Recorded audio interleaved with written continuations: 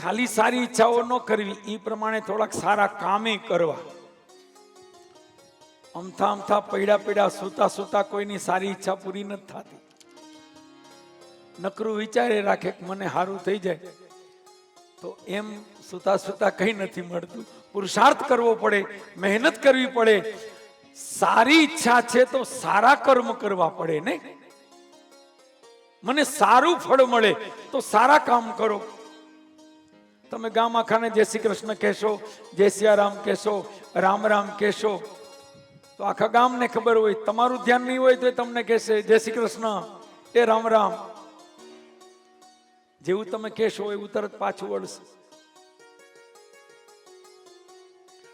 જેને તેને જેમ આવે એમ બોલાવતા હોય, અવડી અવડી ફડકાવતા હોય તો ઓલાય સામે જ ફડકાવે.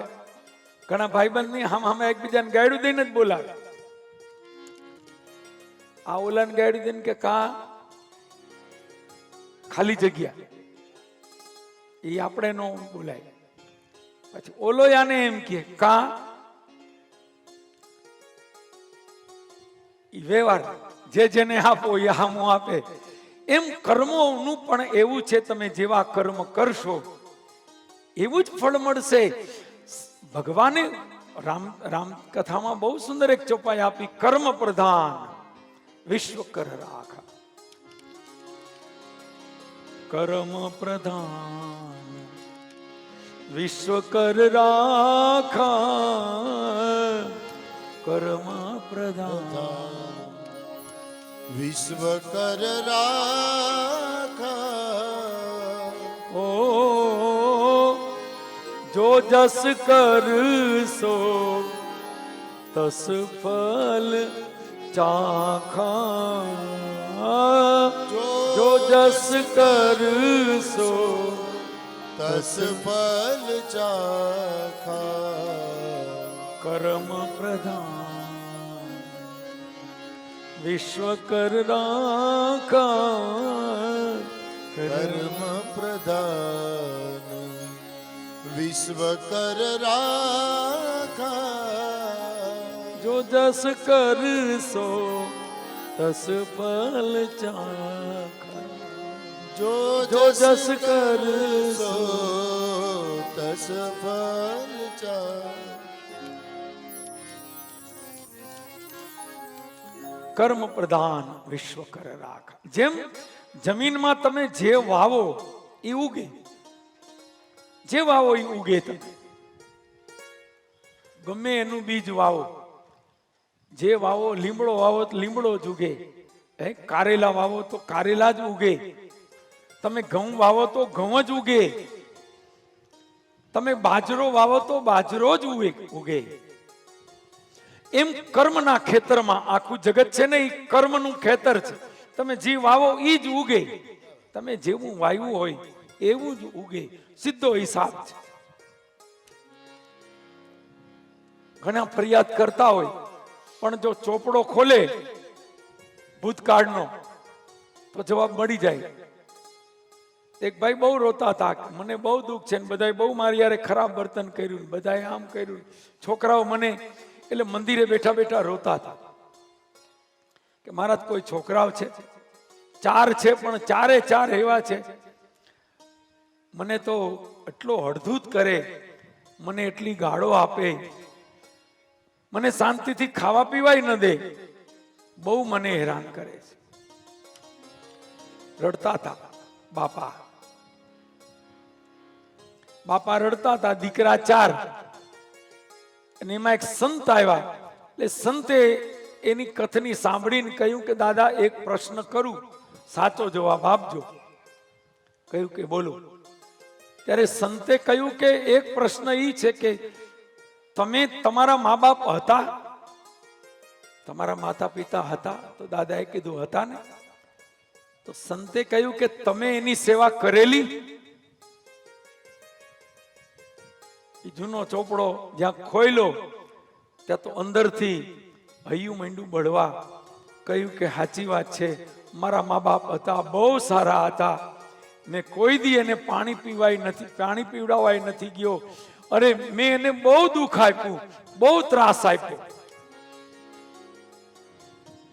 અરે જાજી વાત ક્યાં કરું, મેં મારા બાપાની સામે કોર્ટમાં કેસ કર્યો હતો. એક વાર તો મારા બાપાને મેં લાકડી મારી હતી. સંતે કહ્યું તો તમારા 4 દીકરાનો વાંક નથી, આ તમારા છોકરા હારા કહેવાય, હજી લાકડીથી નથી મારતા ને? બોલો કે ના, હજી લાકડીથી નથી મારતા. તો કે હજી એ આવશે. હા, લાકડી દીધી એટલે લાકડી આવશે, જે દીધું હોય એ મળે. આમાં કોઈનો દોષ નથી. એ બાપાએ માની ગયા, કહ્યું કે હવે ફરિયાદ છે, તો કે હવે કઈ ફરિયાદ નથી. અહીંયા તો કરેલા કર્મના બદલા દેવા તો પડે છે. કરેલા કર્મના બદલા દેવા તો પડે છે. એ દેવા તો પડે છે.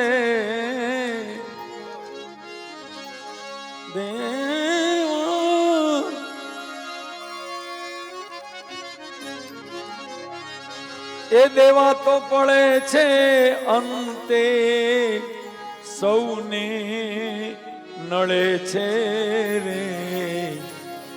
કરેલા એ કર્મના બદલા દેવા તો પડે છે. કરેલા કર્મના બદલા દેવા તો પડે છે. દેવા પડે છે. આગળ દાખલો આપ્યો. અવધના રાજા દશરથ વનમાં ફરે. એ ફરે છે રાજા વનમાં ફરે છે. પણ મૃગના ભરોસે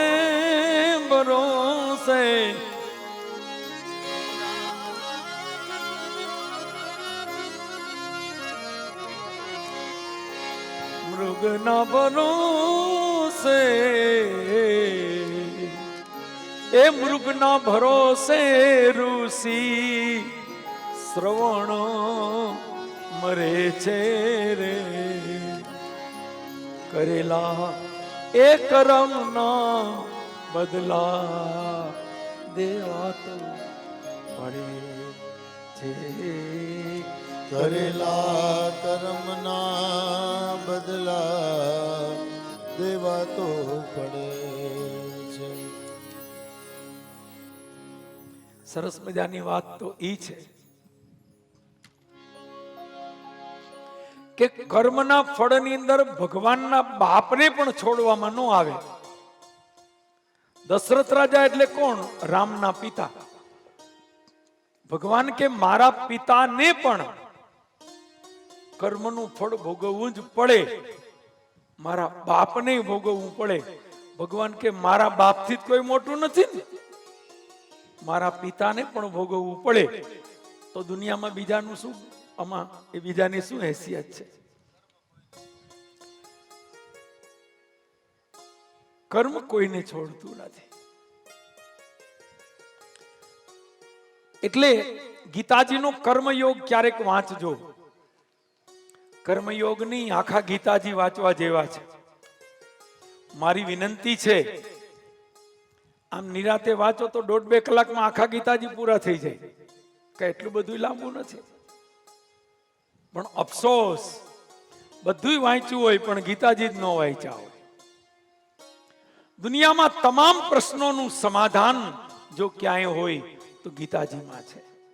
એકવાર ગીતાજી શાંતિથી, ધ્યાનથી, એકાગ્રતાથી વાંચો, બહુ મજા આવશે, બહુ જ મજા આવશે. એક હારે ન વાંચી શકાય તો આજે અડધી કલાક, વળી કાલે અડધી કલાક, જ્યારે સમય મળે, બહુ મજા આવશે. તમામ પ્રશ્નોનું સમાધાન થઈ જશે. ભગવાનની કથાનો અર્થ જ સમાધાન છે. આ દુનિયામાં જેટલા પ્રશ્નો છે ને એનું એક જ જવાબ છે, સમાધાન.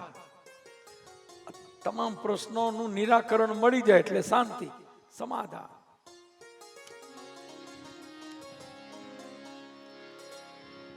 હું તો કાયમ કહું, ભલામણ એ કરું કે ઘરમાં 3 ગ્રંથ તો કાયમ રાખવા જોઈએ. દરેક સનાતન હિન્દુ ધર્મની પરંપરાને માનનારા લોકોએ ઘરમાં 3 ગ્રંથ રાખવા જોઈએ. રામાયણ, તુલસીદાસજી મહારાજની રામાયણ, ભાગવત અને ગીતા. રામાયણ, ભાગવત અને ગીતા રાખવા જોઈએ, પણ પૂજામાં હો, મેળામાં નહીં. ઘણા મેળામાં રાખી મૂકે, મેળે નહીં. પૂજામાં રાખો. રોજ સવારે ઠાકોરજીની પૂજા થાય, તમારા કુળદેવીની પૂજા થાય, ત્યારે રામાયણ, ભાગવત અને ગીતાજીની પણ પૂજા થાય.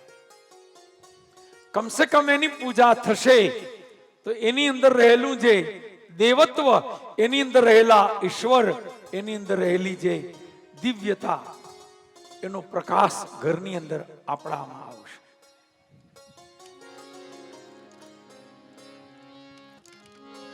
એ મારે આંગણ તુલસીનો ક્યારો, મારે આંગણ,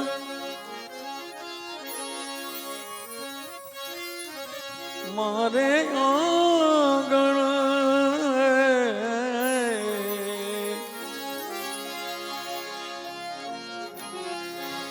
મારે આંગણ તુલસીનો ક્યારો, ક્યારો, અને શાલિગ્રામ મની સેવા રે, શાલિગ્રામ મની સેવા રે, આનંદ મંગલ કરું આરતી, હરિ ગુરુ સંતની સેવા રે.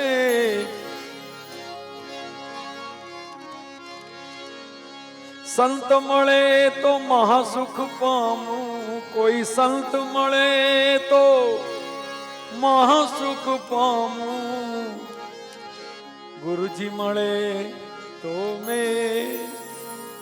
મેવા, ગુરુજી મળે તો મેવા રે, આનંદ મંગલ કરું આરતી, હરિ ગુરુ સંતની સેવા રે.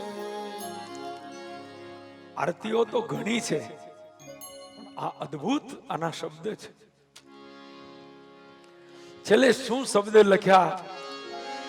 કહે પ્રીતમ તમે ઓળખજો એ દાણે, કહે પ્રીતમ તમે,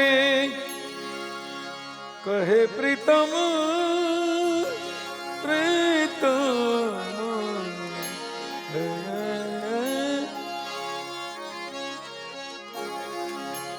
એ કહે પ્રીતમ તમે ઓળખજો એ દાણે, ઓળખજો એ દાણે. પ્રીતમ કે છે એંધાણે ઓળખજો. કઈ એંધાણી? કે હરિના જન હરિજે, હરિના જન હરિજે વારે, ભગવાનના ભક્તો ભગવાનના જેવા.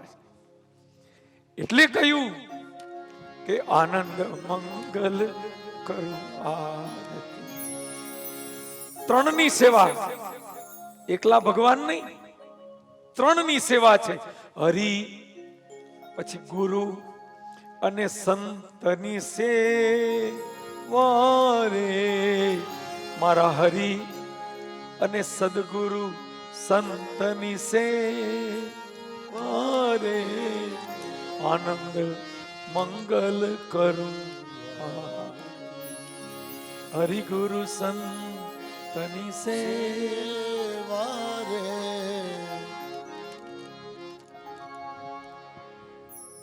કેવા સુંદર શબ્દ લખ્યા છે. આ આરતીમાં એકલા ભગવાનની આરતી નથી, હરિ, ગુરુ અને સંત, આ ત્રણેયની આરતી છે. શું શબ્દ લખ્યા છે! વાહ વાહ વાહ. તો આપણી પૂજામાં 3 ગ્રંથો હોવા જ જોઈએ. જો કે તમારા બધાના ઘરમાં તો હોય જ, આમાં કઈ નવી વાત નથી. પણ જો એમાંય જો આ ગ્રંથ ક્યારેક વંચાઈ જાય, વંચાય એમને એમ ન જાય, વાંચવા પડે તો આનંદની લહેર એ તમને કલયુગ વાંચવા નહીં દે. લ્યો, રોજ મોબાઈલ વાંચ્યા વિના નહીં હાલે. ઘડીક થાય તો મોબાઈલ અંદરથી હરી કરે, ઉપાડ ઉપાડ ઉપાડ, ખોલ ખોલ ખોલ ખોલ, માં હું આવ્યું કઈ ન હોય. જોઈને તેમ થાય કે આમાં શું છે, પણ તોય ઈ કયુગનો પ્રભાવ છે. તો હે ગોપાલ રાધા કૃષ્ણ ગોવિંદ ગોવિંદ, હે ગોપાલ રાધા કૃષ્ણ ગોવિંદ ગોવિંદ, હે ગોપાલ રાધા કૃષ્ણ ગોવિંદ ગોવિંદ, ગોપાલ રાધા કૃષ્ણ ગોવિંદ ગોવિંદ, કૃષ્ણ ગોવિંદ ગોવિંદ કૃષ્ણ ગોવિંદ ગોવિંદ, કૃષ્ણ ગોવિંદ ગોવિંદ કૃષ્ણ ગોવિંદ ગોવિંદ, કૃષ્ણ ગોવિંદ ગોવિંદ કૃષ્ણ ગોવિંદ ગોવિંદ, કૃષ્ણ ગોવિંદ ગોવિંદ કૃષ્ણ ગોવિંદ ગોવિંદ, ગોપાલ રાધા ગોવિંદ ગોવિંદ, હે ગોપાલ રાધા કૃષ્ણ ગોવિંદ ગોવિંદ, હે ગોવિંદ હે ગોપાલ, હે ગોવિંદ હે ગોપાલ, હે ગોવિંદ હે ગોપાલ, હે ગોવિંદ હે ગોપાલ, હે ગોપાલ રાધા કૃષ્ણ ગોવિંદ ગોવિંદ, હે ગોપાલ રાધા કૃષ્ણ ગોવિંદ ગોવિંદ, હે ગોપાલ રાધા કૃષ્ણ ગોવિંદ ગોવિંદ, હે ગોપાલ રાધા કૃષ્ણ ગોવિંદ ગોવિંદ, કૃષ્ણ ગોવિંદ ગોવિંદ કૃષ્ણ ગોવિંદ ગોવિંદ, કૃષ્ણ ગોવિંદ ગોવિંદ કૃષ્ણ ગોવિંદ ગોવિંદ, કૃષ્ણ ગોવિંદ ગોવિંદ કૃષ્ણ ગોવિંદ ગોવિંદ, કૃષ્ણ ગોવિંદ ગોવિંદ કૃષ્ણ ગોવિંદ ગોવિંદ, કૃષ્ણ ગોવિંદ ગોવિંદ કૃષ્ણ ગોવિંદ ગોવિંદ, કૃષ્ણ ગોવિંદ ગોવિંદ કૃષ્ણ ગોવિંદ ગોવિંદ, કૃષ્ણ ગોવિંદ ગોવિંદ કૃષ્ણ ગોવિંદ ગોવિંદ, કૃષ્ણ ગોવિંદ ગોવિંદ કૃષ્ણ ગોવિંદ જય હો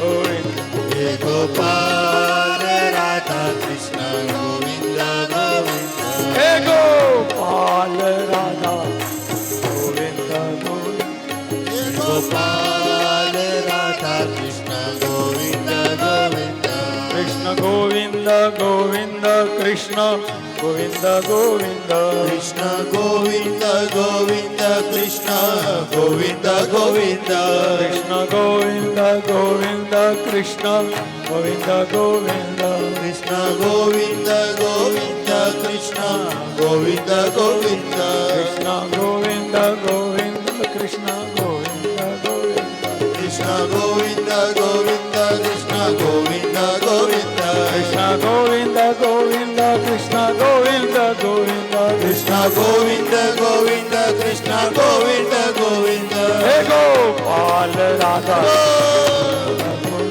હે ગોપાલ રાધા કૃષ્ણ ગોવિંદ ગોવિંદ, હે ગોપાલ રાધા કૃષ્ણ ગોવિંદ ગોવિંદ, હે ગોપાલ રાધા કૃષ્ણ ગોવિંદ ગોવિંદ, હે ગોપાલ રાધા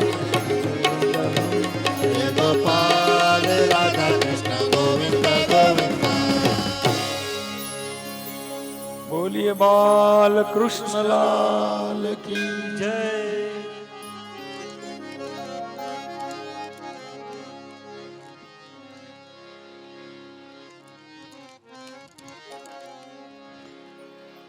આપણે કથા જોતા હતા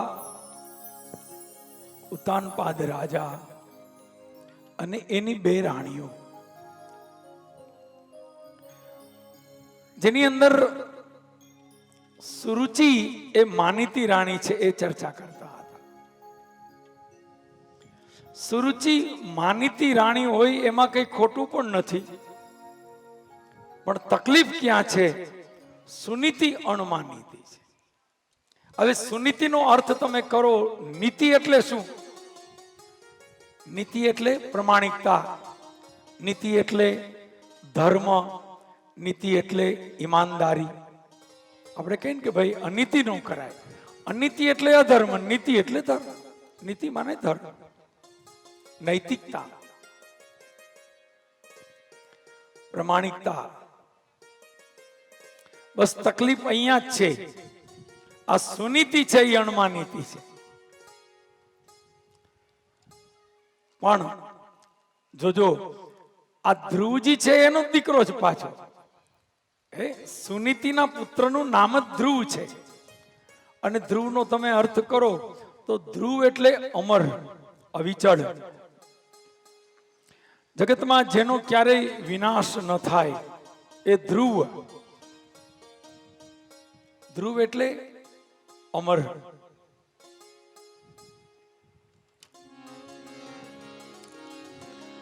અર્થ સમજો. સુરુચિનું ફળ છે ઉત્તમ.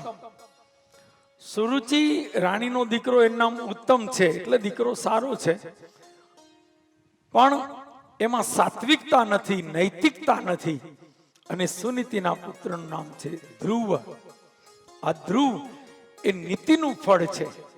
નીતિનું ફળ હંમેશા સારું જ હોય, સરસ જ હોય.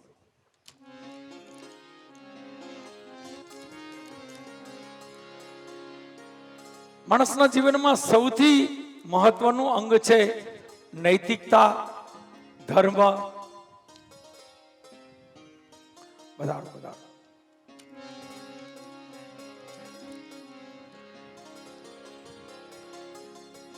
ખૂબ જ આનંદની વાત છે. મારા ભાવેશભાઈ પંડ્યા ખૂબ જ સારા એક વિદ્વાન ભાગવતાચાર્ય અને પરમ ઠાકોરજીના ઉપાસક એવા ભાવેશભાઈ પંડ્યા પધાર્યા છે. આપણે હૃદયથી એમનું સ્વાગત કરીએ.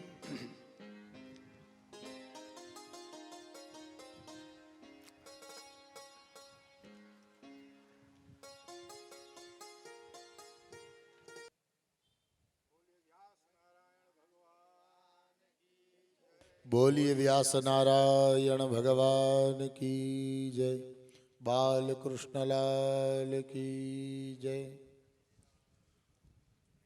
શ્રીજી મહારાજ કી જય.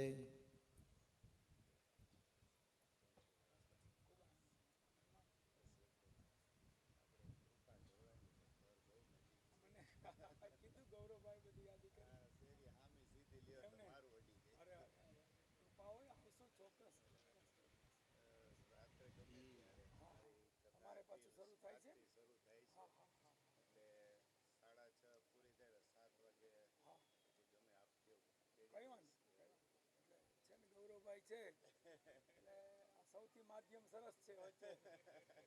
મને બધા સમાચાર આપ્યા એને. ના ના, બહુ જ સારું. અને તમારે પછી કથા પૂરી થાય એટલે પછી આપણે ચોક્કસ ગોઠવશું. કેમ છો?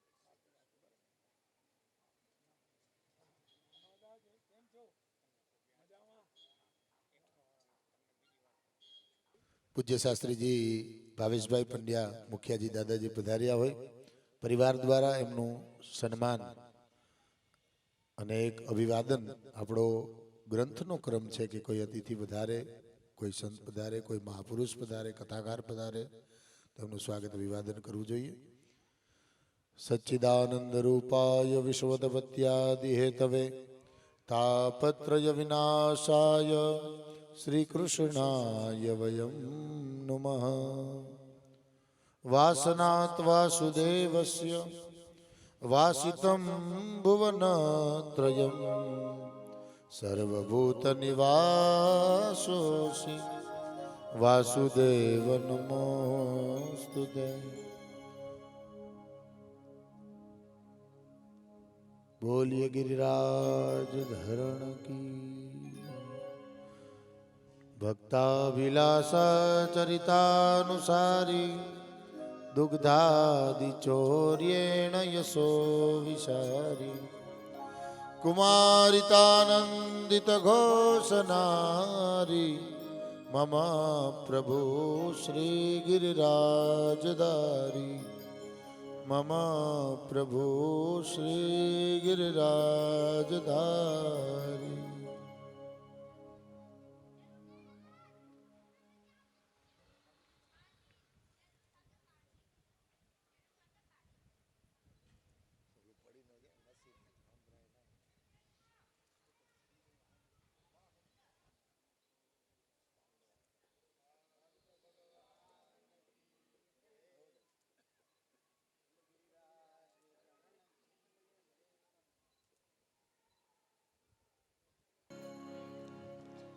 ભાગવતજીનો જબરજસ્ત મહિમા છે. ઠાકોરજીનો અદ્ભુત મહિમા છે. અને આપણે ત્યાં એવી પરંપરા છે, આપણે ત્યાં એવી મર્યાદા પણ છે કે સૌથી ઊંચામાં ઊંચી કોઈ પીઠ હોય તો વ્યાસપીઠ છે.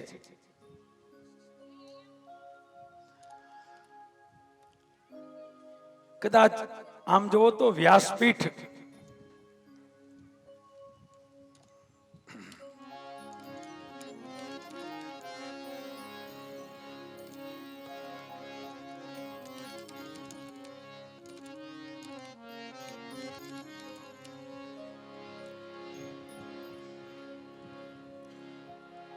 આપણે ત્યાં વ્યાસપીઠ એ પૂજનીય ગણવામાં આવી છે. વ્યાસપીઠ એટલે આમ જોવો તો એક બાકડો. મંડપ સર્વિસમાં કથા પૂરી થઈ જાય ને પછી તમારે જોવા જેવું હોય, ગોડાઉનમાં ઊંધો પડ્યો હોય. કોઈ આમ જોવો તો આ બાકડાની વેલ્યુ નથી, સાંભળજો.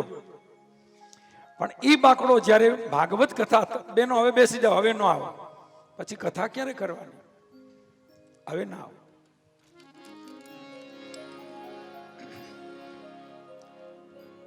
બાકડાની ઓમ કોઈ વેલ્યુ નથી, પણ જ્યારે એ ભાગવત કથાનું આયોજન હોય અને વ્યાસપીઠ રૂપે એ શણગારવામાં આવે, અને શણગારાય તો એની મહત્તા નહીં. એની મહત્તા ક્યારે કે જ્યારે એના ઉપર ભાગવતજી પધારે, ભાગવતજી વિરાજમાન થાય, પછી આ લાકડાનો બાકડો એ વ્યાસપીઠ બની જાય. અને એ વ્યાસપીઠનો એવડો મહિમા છે કે અહીંયા કદાચ નરેન્દ્ર મોદી આવે ને, આપણા વડાપ્રધાન, તોય વ્યાસજીએ ઉતરવાની જરૂર નથી, વડાપ્રધાન એને વંદન કરે. એટલી મહત્તા આ પીઠની છે. અને પણ એ એટલા માટે કે ધર્મપીઠ છે, આ વ્યાસપીઠ છે. વ્યાસજી મહારાજે જે તપ કરી અને જે પોતાની પીઠ આપી એ આ વ્યાસપીઠ છે. અને આપણે ત્યાં વ્યાસપીઠ ઉપર બેસી અને ધર્મનો પ્રચાર પ્રસાર અને આપણી સનાતન સંસ્કૃતિ ને સમાજની પાસે ગાય છે. એ વક્તાને પણ વ્યાસજી કહેવામાં આવે છે. એ વક્તા પણ વ્યાસ સ્વરૂપે પૂજાય છે.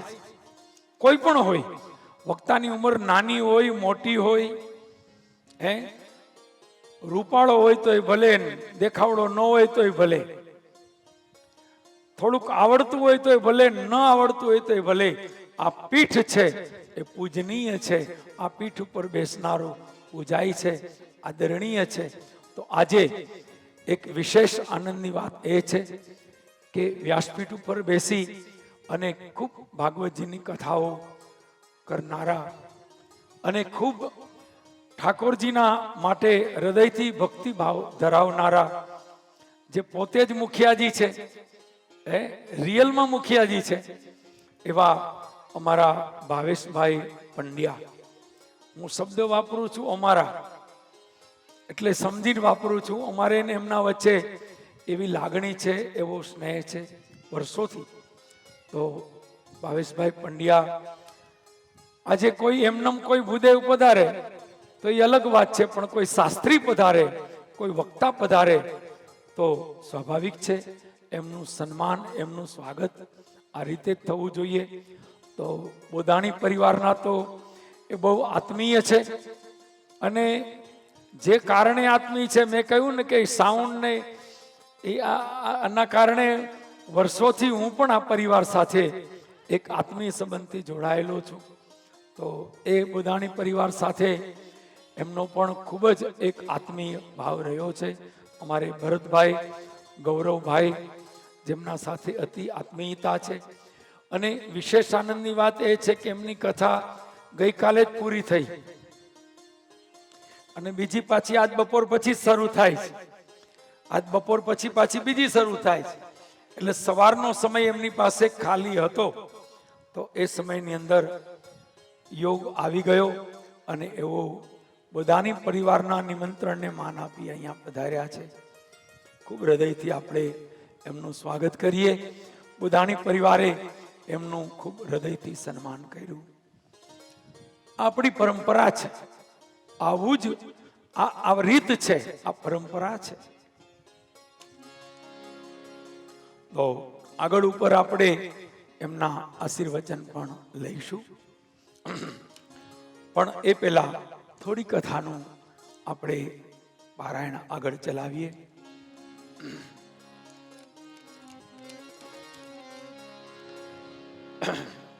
આપણે કથા જોતા હતા ધ્રુવજી મહારાજની.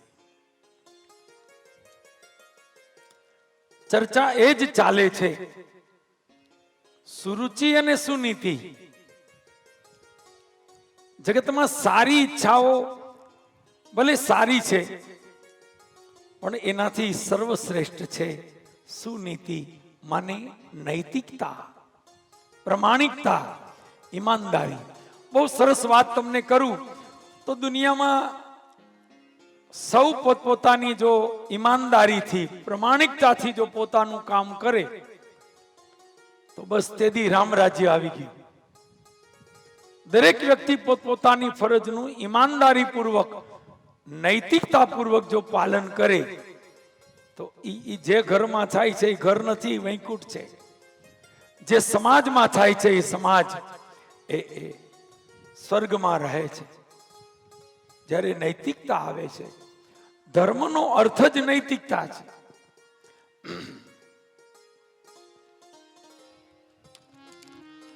નૈતિકતા નથી તો કઈ નથી. તો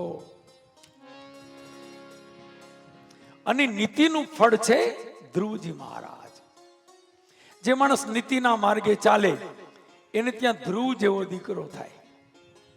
એટલે આમ કદાચ તત્વાર્થમાં જોઈએ તો મારે ને તમારે ત્યાં ધ્રુવ જેવો દીકરો કદાચ ઓમ લૌકિક રીતે ન પણ થાય, પણ કહેવાનો તાત્વિક અર્થ એ છે કે તમે નીતિના માર્ગે ચાલશો તો એનું ફળ તમારે ત્યાં ધ્રુવ જેવું, એટલે તમને શાશ્વત સુખ મળશે. સુખ પણ આપણે ત્યાં એવા મળે છે પ્રોગ્રામ પ્રમાણે. કોઈને ટૂંકા ટાઈમ ન મળે, કોઈને અડધો ટાઈમ, પછી વાહે દુખી થાય, કોઈ પેલા સુખી થાય. જ્યારે નીતિના માર્ગેથી જે મેળવેલું છે એ શાશ્વત સુખ આપે છે, અને શાશ્વત સુખનું નામ જ છે ધ્રુવ. ધ્રુવ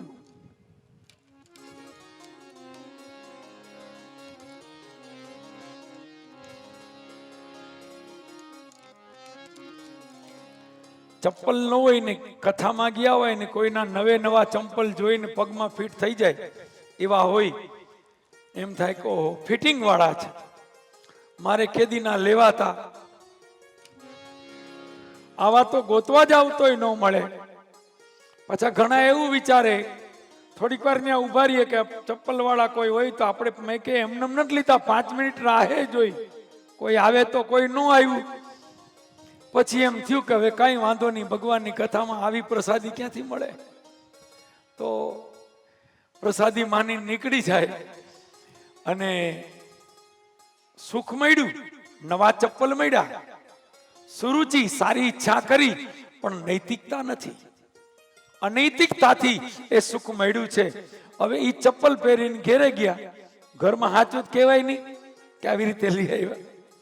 તો કે આજે ભાઈ દુકાન સારી આવી ને રસ્તામાં લઈ લીધા. હવે એ તો કઈ માણસ ખોટું કરે ને પાછો કોઈ કહે નહીં, એ પોતે ને પોતે મનમાં. પાછું ભગવાનનું મંદિર આવી તેમ કહ્યું, પ્રભુ માફ કરજો, કાલા ઘેલા છે. ભગવાન કે કાલો ઘેલો? કાલોય નથી ને ઘેલોય નથી. ખોટું કરી પાછા ભગવાનને એમ કે કાલા ઘેલા છે. ભગવાન કે કાંઈ કાલો ઘેલો નથી, ક્યાંય છેતરા નહીં એવો છો, ગામમાં ખાન છેતરી જાય એમ છો, મારી આગળ ખોટો ખોટો કાલા ઘેલાનું નાટક ન કર. પણ જોજો, ઈ ચપ્પલ પહેર્યા હોય અને ઈ પછી ચપ્પલ પહેરીને પાછા બહાર નીકળે અને એમાં જો કોઈ માણસો મળી જાય 2, 5, 15 જણા અને ઈ ચપ્પલ સામે જોયા રાખે એટલે મનમાં આમ થાય. ઓલા 15, 20 જણા મળ્યા હોય એ ઘડીએ ઘડીએ ચપ્પલ સામે જોવે એટલે મનમાં આમ થાય. શું થાય ખબર છે કે આના તો નહીં હોય, આ કા ચપ્પલ સામે જોવે એને હકત ન થાય. એમાં વળી કોક એમ કે આ ચપ્પલ ત્યાં તો આમ જીભ અહીંયા આવી જાય કે આના જ લાગે.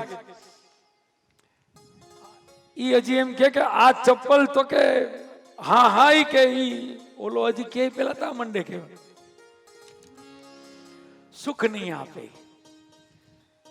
ચોરેલું અનૈતિકતાથી મેળવેલું સુખ નહીં આપે, મનમાં એને ભય લાગ્યા રાખશે. ચોરીથી મેળવેલું સુખ નહીં આપે. કદાચ કોઈ પકડી ન શકે, કોઈ તમને પકડાશે પણ નહીં અને કોઈને ખબર નહીં પડે, છતાંય મળી જશે. થોડાક દિવસ સારું લાગશે પણ પછી કેવું થશે, 2-4 દિવસ પછી જ્યારે ચંપલમાં પગ નાખશે ત્યારે અંદરનો આત્મા એને ડંખશે. અંદરનો આત્મા એને એમ કહેશે કે આ તો ચોરી ના છે, આ તો ચોરી આવ્યો હોય. પછી સમજો, માણસ નું એક આપણે જેને કહીએ ને જમીર એટલે ખબર નહીં શબ્દ ક્યાંથી આવ્યો જમીર, પણ અસલ શબ્દ છે અંદરનો આત્મા. અંદરનો આત્મા એ ઈશ્વરનું રૂપ છે. જોજો, માણસ ખોટું કરે ને શરૂઆતમાં એટલે અંદરનો આત્મા એને અંદરથી કોચવાય, ના પાડે. આ બરોબર નથી, આ યોગ્ય ન કહેવાય. માણસ પહેલી વાર ખોટું કરે, ધ્યાન દેજો, બુદ્ધિ એમ કે આમ જ કરાય, બુદ્ધિ અહીંયા છે, બુદ્ધિ એમ કે આમ જ કરાય. આખી દુનિયા આમ જ કરે છે, બધાય ખોટું કરે છે, આખી દુનિયા ખોટું કરે છે, મારે એકલાએ સત્યવાદી હરિશ્ચંદ્ર રાજા થવાની શું જરૂર છે? કોણ કે? બુદ્ધિ. આ બધા આગળ પૈસા આમ જ આવ્યા છે, મારે હું કામ સત્યવાદ, તો મારી પાસે કઈ આવે. બુદ્ધિ એમ કે આમ જ કરાય, ખોટું જ કરાય, પણ અંદરનો બેઠેલો આત્મા એને ના પાડે. કેમ કે એ ઈશ્વર છે, કેમ કે એ નારાયણ છે, કેમ કે એ કનૈયો છે. એ નારાજ થાય, એને ના પાડે, આમ ન કરાય.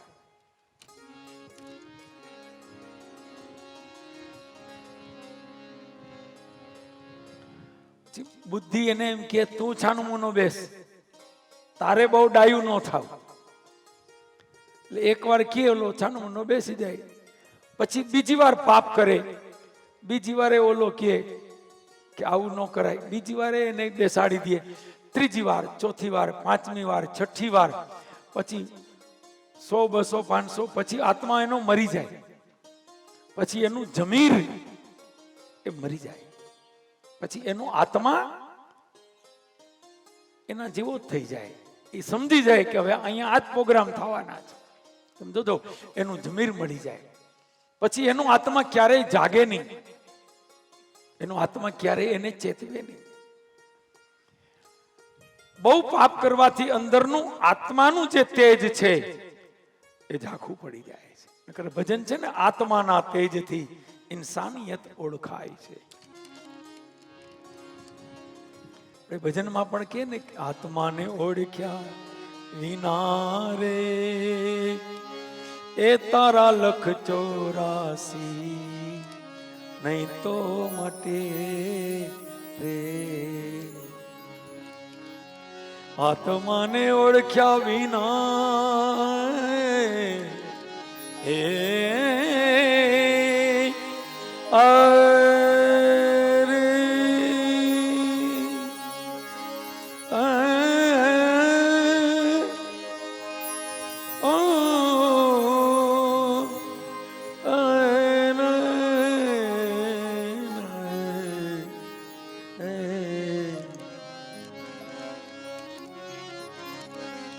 આત્માને ઓળખ્યા વિના રે એ તારા ભવનો ફેરો નહીં તો મટે રે,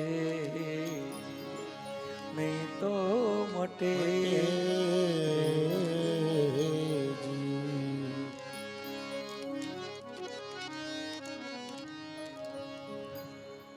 પ્રાથમિક અવસ્થામાં આત્મા ભેદ સમજાવે. હંસલો ને બગલો રે રંગે રૂપે એક છે, કોયલડી ને કાગ રે રંગે રૂપે એક છે. પણ એક સમય એવો આવી જાય કે આત્માનું તેજ જ વયું જાય. તમે જોજો, મહાપાપી માણસનો આત્મા મરી ગયેલો, આત્મબળ આત્મ તેજ ન હોય તો બળ ક્યાંથી?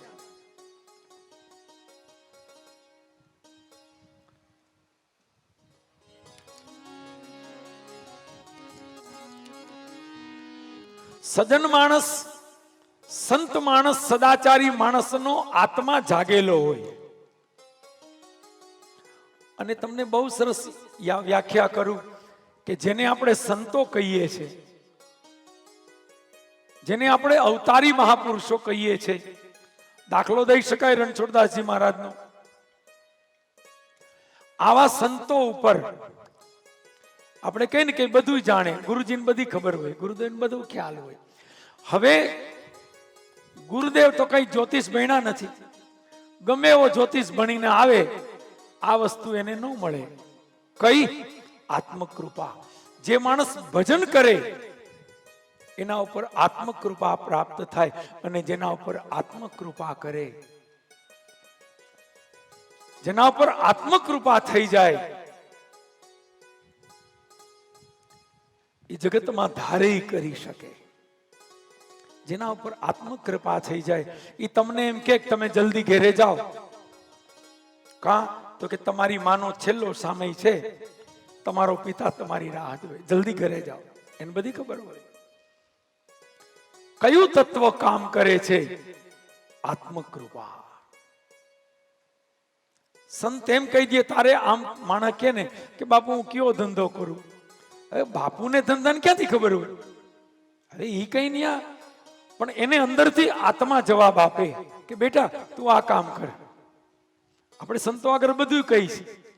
કોકના લગ્નમાં ધરાર તેડી જાય, હવે એને લગ્ન આરે શું લેવા દેવા? પણ આત્મકૃપા પ્રાપ્ત સંત જેના મંડપમાં પધારે એનો બેડો પાર, જેના ઘરે પગ મૂકે એનો બેડો પાર. બાળક આવે તો કઈ ગુરુદેવ આનું નામ આપો, ગુરુદેવ એનું નામે આપે. પણ ઈ જે કરે, વાહ વાહ વાહ વાહ, બહુ સરસ. મારે ગૌરવભાઈ કે છે કે એમના પિતાશ્રી ભરતભાઈ, એનું નામ રણછોડદાસજી બાપુએ આપેલું નામ છે. આ બહુ મોટી વસ્તુ છે. અને રણછોડદાસજી બાપુ ઈ અવળી જગ્યાએ કઈ રીતે પહોંચ્યા? પહેલી વસ્તુ તો નૈતિકતા. મહાપુરુષોના જીવનમાં કઈ ખોટું જ ના આવે, હે, અનીતિ એના પાસે હોય જ નહીં. અને બીજી વસ્તુ એની ઉપાસના, એનું ભજન. આપણે કહીએ ને કાષ્ટમોન થી લઈને કેવી કેવી ઉપાસના, મહિનાઓ વર્ષો સુધી એને ખાવું હોય તો ખાય, નહીતર માત્ર વાયુ ઉપર, માત્ર જળ ઉપર. ઈશ્વર કૃપા કેમ ન કરે?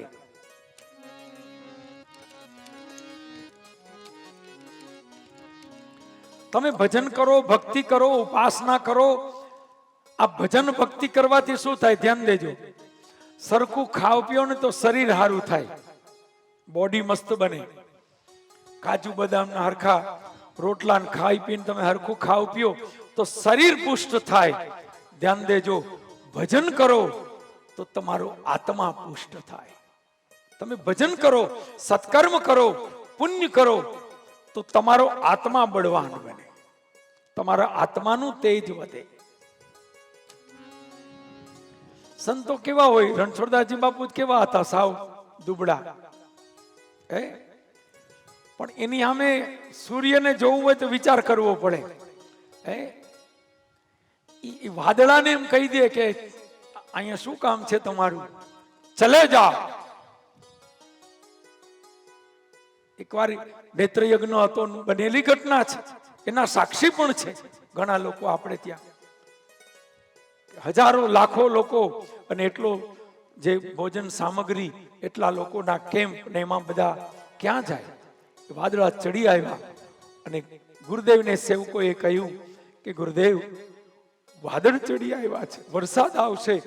અન ગુરુદેવ બહાર આવ્યા. જો ઈ હાવજ, ઈ સિંહ પણ આવું દુબળું શરીર, પણ બહાર આવીને આમ નજર કરી એનો મગજ વયો ગયો. અહીંયા આવું સત્કર્મ ચાલે છે અને તમારે બધું બગાડવું છે. કોને કહે છે? મેઘને, વાદળાઓને કહે છે. જગતમાં કોઈ જન્મ્યો નથી. આમ આંગળી કરીને કહ્યું કે ચલે જાઓ. વિનંતી નો કરી કે વયા જાઓ પાછા, પગે લાગ્યા નહીં, આમ આજ્ઞા કરી ચલે જાઓ. માલુમ નહીં ઇધર ક્યા હો રહા હૈ. આ પ્રસંગના સાક્ષી છે ઘણા બધા લોકો કે ગુરુદેવે આજ્ઞા આપી કે ચલે જાવ એમ કીધું ને, ત્યાં તો ઓલા વાદળા જાણે ડરતા હોય એમ ધીરે ધીરે ધીરે ધીરે વિખરાવા લાગ્યા અને અડધી કલાકમાં તો આખું આકાશ એકદમ ચોખ્ખું, નિર્મલ, સ્વચ્છ થયું. આ કયું બળ છે? આ ભજનનું બળ છે. આ આત્મકૃપા છે.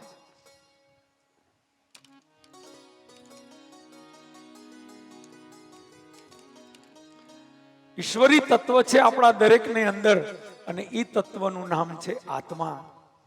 આત્મા એ જ નારાયણ છે. ભજન કરવાથી, પુણ્ય કરવાથી આત્માનું બળ વધે. પૈસા કમાવાથી બેંકનું બેલેન્સ વધે. ખાવા પીવાથી શરીર હૃષ્ટપુષ્ટ થાય. ફરક છે બધા. એમ ભજન સત્કર્મથી નૈતિક માર્ગે ચાલો, તમારું આત્મબળ વધે, તમારી પવિત્રતા વધે, તમારી નૈતિકતા વધે. તમને બધું સારું જ ગમે. બાકી તો જેમ શરીર વધે ને જમાવટ થાય એમ પછી ભક્તિ કરવી ન ગમે, કંટાળો આવે, સુસ્તી આવે, બગાસા આવે. જેવી માળા પૂજા કરવા જાય ને તો એવી સુસ્તી આવે. ન હોય ત્યાંથી ખાલી ચડે.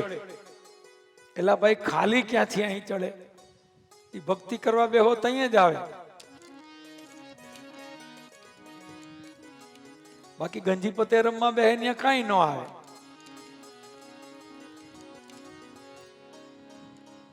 હોય તો વહી જાય. તો હું તો જો કે આપણે આગળ ચર્ચા કરી ગયા કે સત્કર્મની અંદર અનેક વિઘ્નો છે, અનેક કસોટી છે. તમે સત્કર્મ કરશો, વિઘ્નો આવશે, આવશે અને આવશે.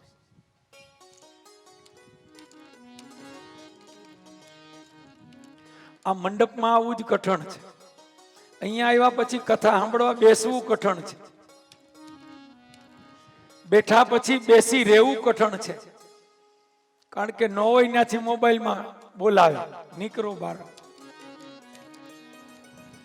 ન હોય ત્યાંથી વિચાર આવે. એ બધું કલિકાળનો સ્વભાવ છે. એને તમે કથા સાંભળો એ ગમતું જ નથી. એને તમે પૂજા કરો એ ગમતું જ નથી. એને તમે સારું કામ કરો એ ગમતું જ નથી. એટલે વિઘ્ન કરશે. આપણે આગળ પણ ચર્ચા કરી ગયા કે સારા કામમાં 100 વિઘ્ન, સારા કામમાં 100 વિઘ્ન.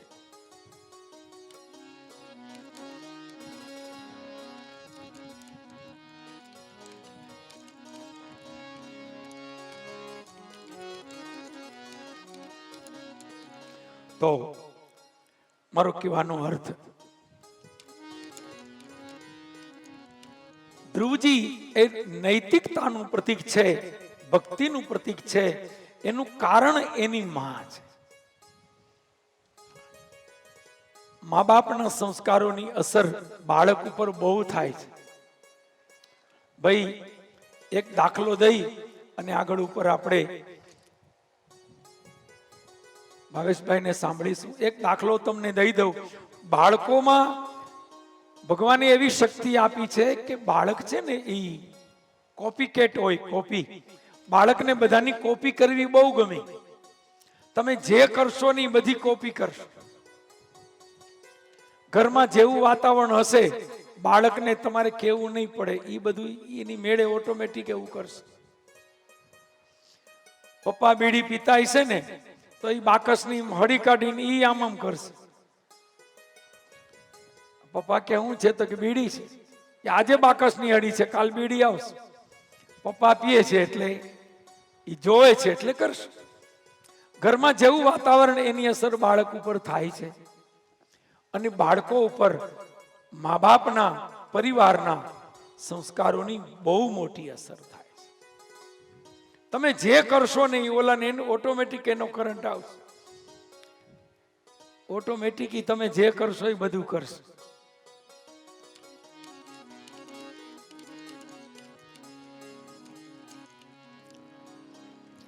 હું સવારે કથામાં આવું ને તો જ્યાં કોગળા કરતો હતો હમણાં મીઠાના પાણી. મારા દર્શનભાઈની દીકરી છે 3 વર્ષની. એ કે દાદા શું કરે છે? છોકરાઓ બધું જોવે.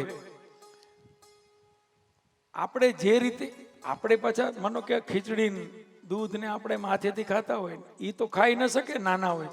કે મારે હાથેથી ખાવું, મારે ચમચીથી નથી ખાવું. દાદા કેમ હાથેથી ખાય છે? કોપી બધી દાદાની જ કરવાની. ભાઈ તારે આ ચમચી તારા માટે બરોબર છે ના, મારે દાદાની જેમ જ ખાવું. આ છોકરાઓનો સહજ સ્વભાવ છે.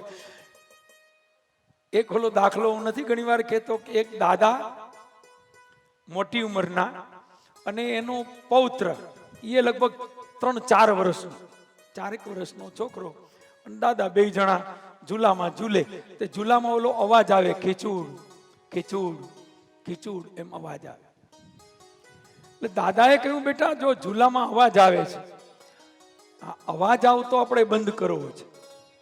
તો દાદા શું કરવું જોઈએ? એટલે દાદાએ કીધું જા તારા મમ્મીને કે એક વાટકીમાં તેલ આપે અને થોડુંક રૂ આપે. છોકરો ગયો તેલની વાટકી લઈ આવ્યો, એમાં તેલની વાટકી ને એમાં થોડું રૂ. એટલે દાદાએ કીધું કે જો આમાં અવાજ આવે છે ને. એટલે બાબાએ કીધું કે દાદા આ તેલ લગાડવાથી શું થાય?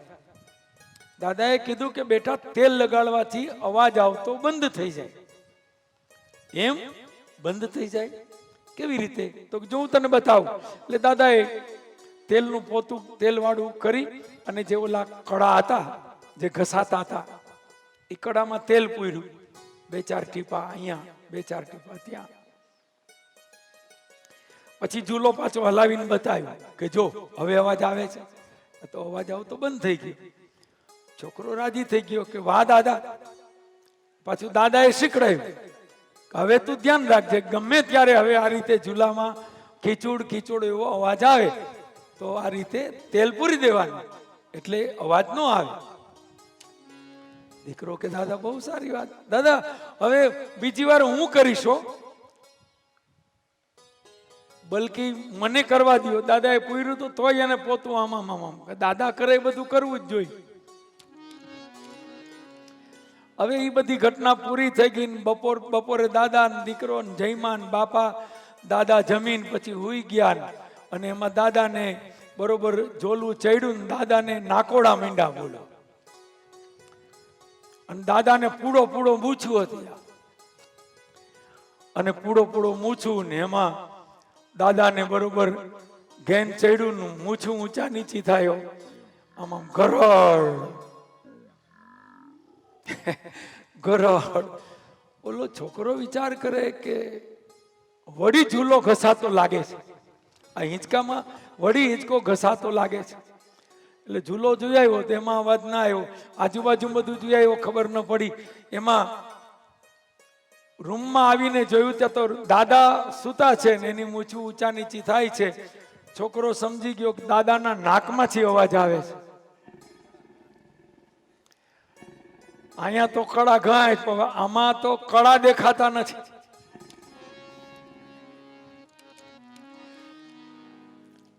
મૂછ ઊંચા નીચી થાય ખબર પડે કે નાકમાં કઈક છે વાંધો. અને દાદાનું નાકે એવું હતું, પાલી પાલી જેવડું. ઓહો,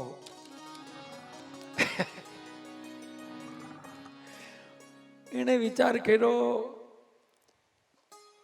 પેલા તો ઓલું વાટકી લઈ આવ્યો. એને વિચાર કર્યો કે આમાં પોતાનો મેળ નહીં ખાય, આમાં અંદર કઈક વાંધો છે.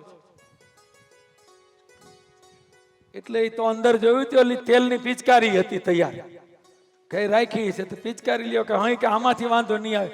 પિચકારી લઈને તો માંડ્યો તેલ પૂરવા. જે પિચકારી મારી થી તાળવે પૂગી ગઈ તેલ બીજા નાકમાં.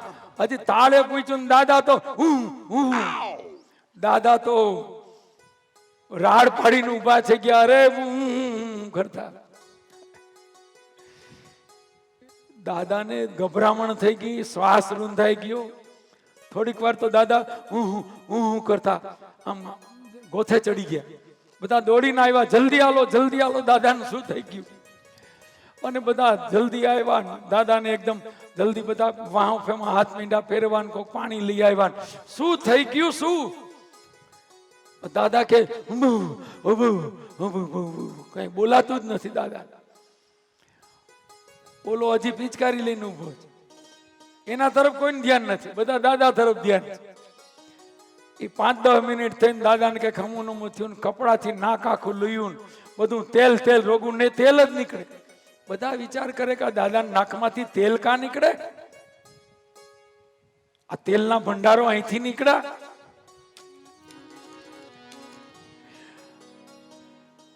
દાદા કે મને ઈ કયો, મારા નાકમાં તેલ કોણે પૂર્યું? કોણ મારા નાકમાં તેલ પૂરી ગયું? તો બધાય કે અમે થોડા, બધાય ના પાડી કે અમે નથી પૂર્યું, અમે નથી પૂર્યું. તે ઓલો છોકરો પૂર્યો બોલ્યો કે મેં તેલ પૂર્યું છે, મેં તેલ પૂર્યું. તો બધાય કે તે હજી હાથમાં પિચકારી. એ તો હજી મેળમાં હતો કે હજી કે દાદાને જરૂર હોય તો હજી બે પિચકારી માર દઉં. અરે ભાઈ, એટલે પણ તેલ તે શું કામ પૂર્યું? એને બહુ સરસ જવાબ આપ્યો કે અવાજ આવતો હતો.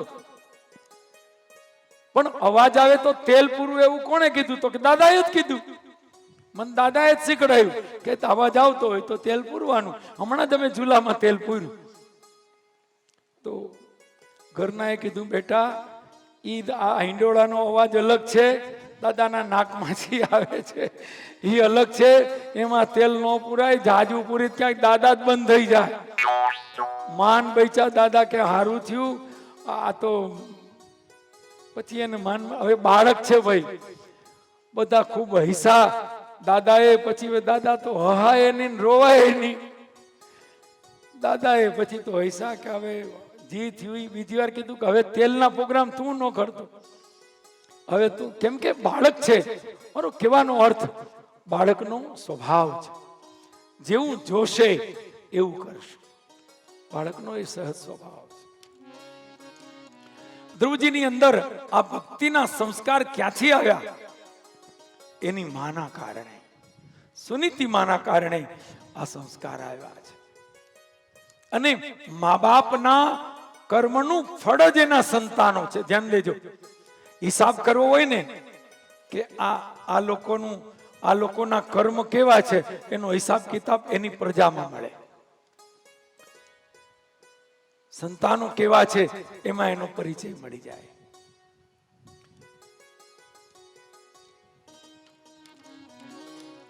તો આગળ સુંદર કથા આપી છે, પણ એ ચર્ચા આપણે આગળ ઉપર કરીશું.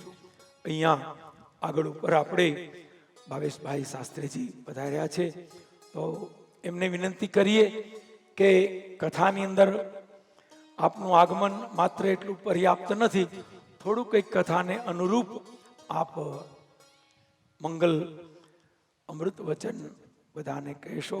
તો ભાવેશભાઈ શાસ્ત્રીજી આપને બહુ સુંદર અમૃત વચન કહી રહ્યા છે.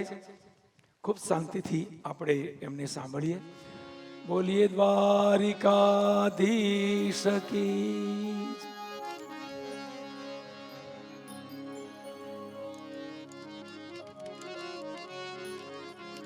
सच्चिदानन्दरूपाय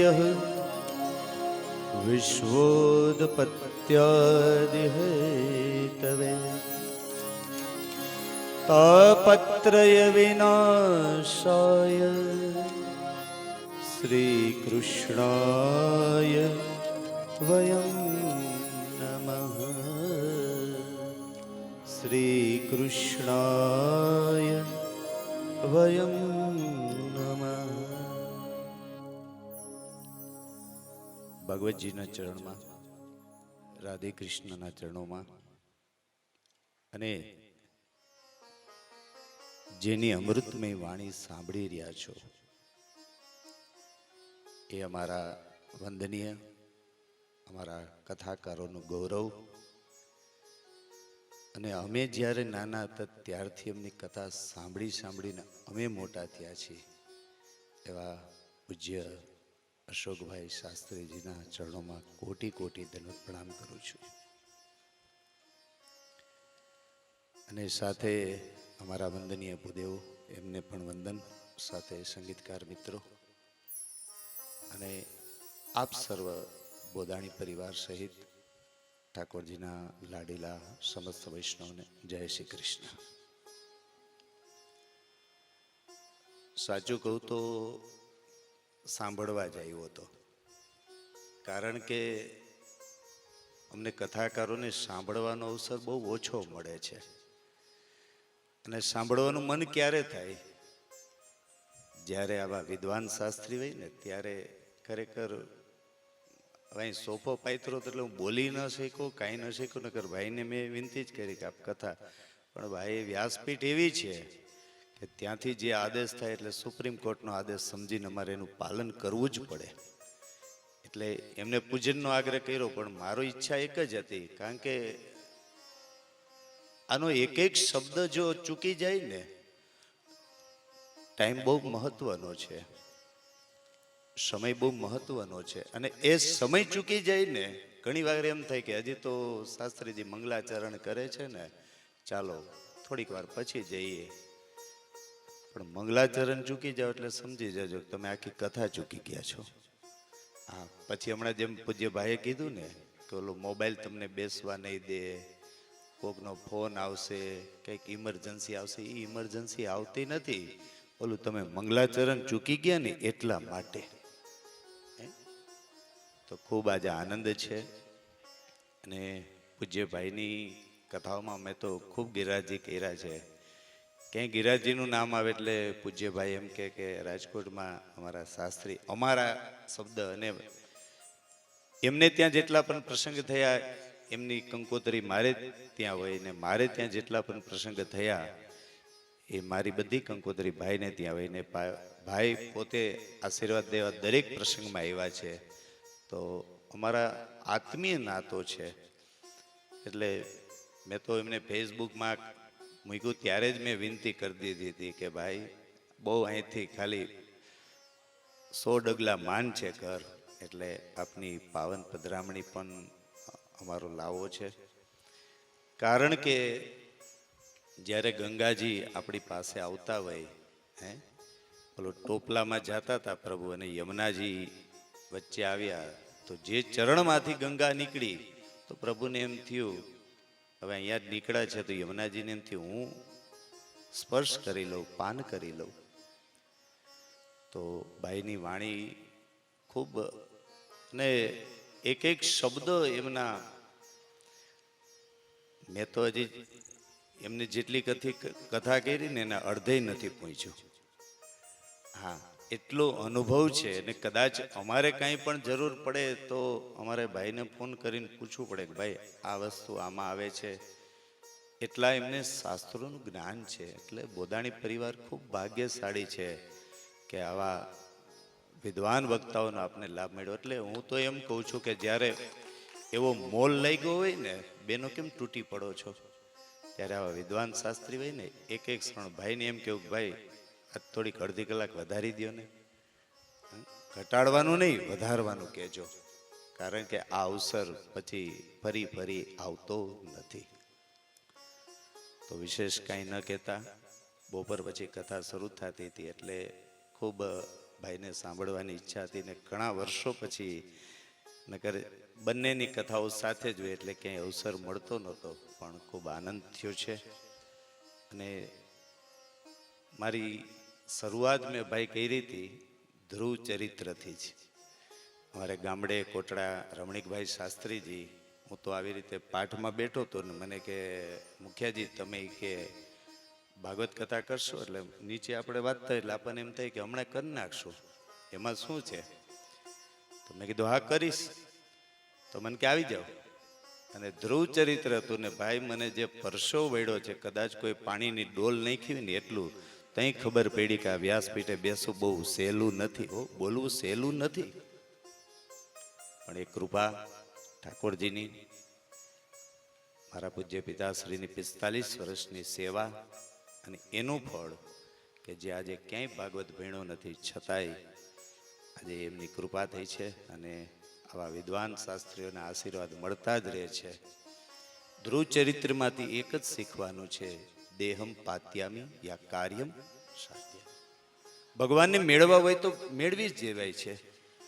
નારદજી જેવો કોઈ સંત મળે અને ક્યાં મોકલે છે તો કે યમુનાજીમાં. યમુનાજી પુષ્ટિ માર્ગમાં જ્યાં સુધી યમુનાજીની કૃપા ન થાય ત્યાં સુધી કોઈ પણ જીવ ઠાકોરજીને મળી શકતો નથી.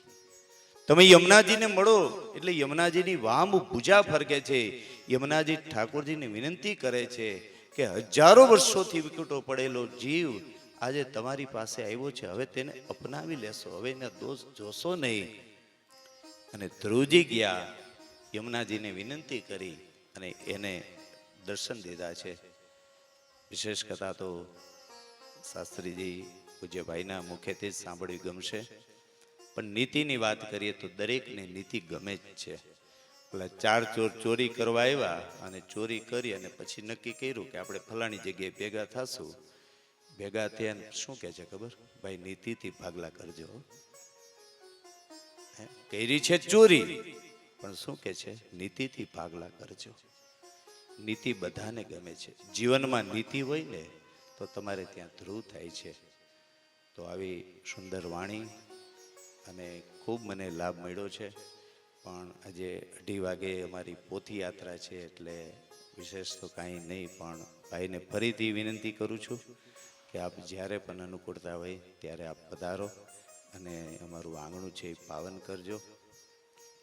વિશેષ કાંઈ ન કહેતા, આશીર્વાદ દેવા એનો અધિકાર મને નથી, કારણ કે જ્યાં સુધી વ્યાસપીઠ ઉપર વ્યાસ બિરાજતા હોય ત્યાં સુધી નીચેના આશીર્વાદ નથી દેવા, એમાં અમારા પૂજ્ય કહેતા. તો વિશેષ કાંઈ નહીં, દંડવત કરી અને ભાઈના ચરણોમાં પણ વંદન કરી આપ સર્વને જય શ્રી કૃષ્ણ.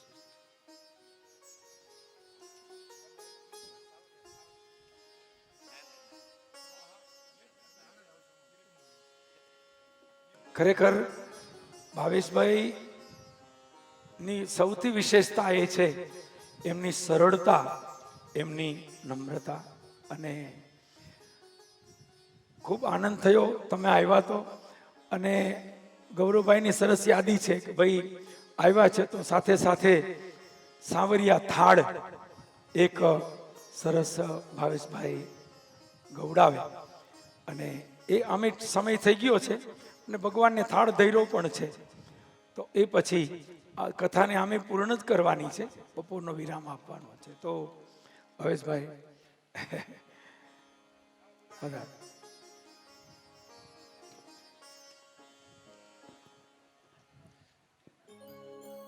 ફરી કીધું ને કે ગૌરવે તો કીધું પણ મેં ના જ પાડી, કારણ કે કથાનો ડિસ્ટર્બ થાય. પણ વ્યાસપીઠ ઉપરથી આદેશ મળ્યો છે અને અમારો સાવરિયા શેઠ શ્રીનાથજી અને એમની અસીમ કૃપા છે. ભાઈ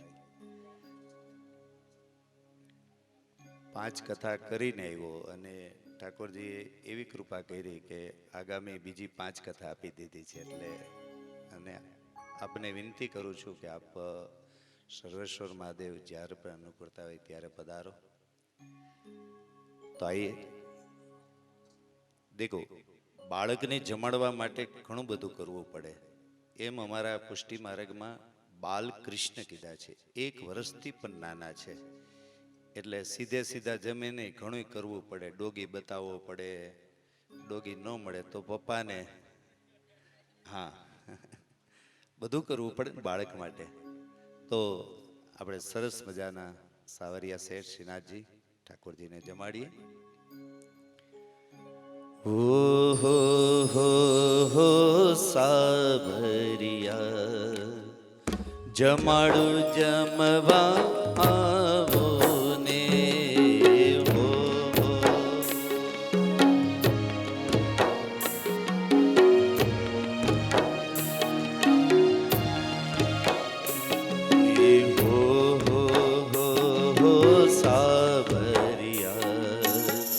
જમાડું જમવા આવો ને હો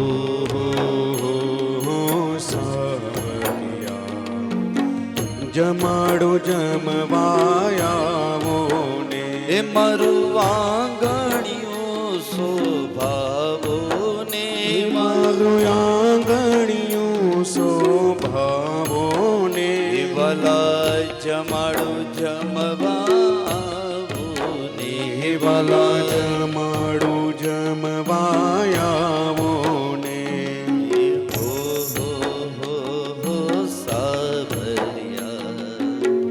જમાડું જમવા આવો ને હો સાવરિયા જમાડું જમવાયાવો ને એ મન ગમતા ભોજન કીધા છે મન ગમતા ભોજન કીધા છે મેં પ્રેમે પીરસી લીધા છે મેં પ્રેમે પીરસી દીધા છે જરા કોમળ કર લંબાવો ને જરા કોમળ કર લંબાવો ને સાવરિયા જમાડું જમવા આવો ને હો સાવરિયા જમાડું જમવાયાવો ને યમુના જલ પાન કરાવું યમુના જલ પાન કરાવું નાગર વેલ પાન ધરાવું નાગર વેલ પાન ધરાવું અને પાન ખાય તો મોઢું કેવું થઈ જાય? કેવું? લાલ. હા. એ જરા મુખડું લાલ બનાવો ને જરા મુખડું લાલ બનાવો ને હો સાવરિયા જમાડું જમવા આવો ને હો સાવરિયા જમાડો જમવાયાવો ને હું પુનિત આરતી ઉતારો પુનિત આરતી ઉતારો તારા ચરણ કમળમાં ચિત ધારું તારા ચરણ કમળમાં ચિત ધારું રામ ભક્તોને બાથ બિડાવો ને રામ ભક્તોને બાથ ભીડાવો ને હો સાવરિયા જમાડો જમવા આવો ને હો સાવરિયા જમાડો જમવાયાવો ને વાલા જમાડો જમવા આવો ને વાલા વાલા જમાડું જમવા આવું ને બોલે સાવરિયા શેઠ કી.